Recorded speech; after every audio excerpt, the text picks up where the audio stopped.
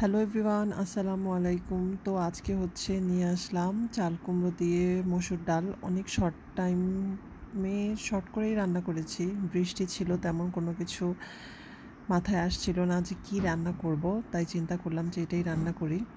তো ফার্স্টে চাল কুমড়াটা কেটে নিয়েছিলাম, মসুর ডাল আমি ধুয়ে নিয়েছি ভালো করে। তারপর তেলের মধ্যে পেঁয়াজ কাঁচামরিচ দিয়ে খুবই ভালো করে তা লাল করে ভেজে নিয়ে তাতে হলুদ, তারপর রসুন,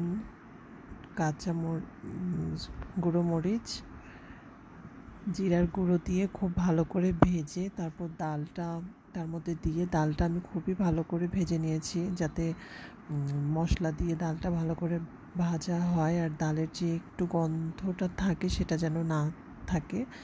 তারপর যখন ডালটা ভাজা হয়ে যাবে মশলার মধ্যে, তখন আমি চাল কুমড়োটাকে দিয়েছি।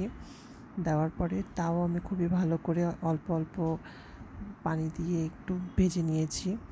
তারপর যখন খুবই ভালো করে তা ভাজা হয়ে গিয়েছে, তখন আমি ওটার মধ্যে একটু পানি দিয়ে প্রেসারে শীষের জন্য ঢাকনা লাগিয়ে দিয়েছিলাম।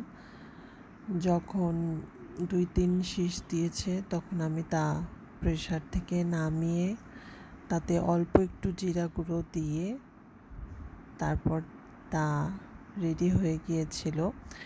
আমি জানি এটা ম্যাক্সিমাম আপুরাই খায়, আমি আবার বুটের ডাল দিয়েও করি, কিন্তু আজকে চিন্তা করলাম যে একটু মসুর ডাল দিয়ে করি। মসুর ডাল দিয়ে করলেও এটা মজা লাগে। তো এটাই ছিল আমার রেসিপি। আসলে আমি যা পারি আমি তাই দিই। তো আপু, ভালো লাগলে কমেন্ট করবা, তোমরা শেয়ার করবা আর সাথে থাকবা। আসসালামু আলাইকুম।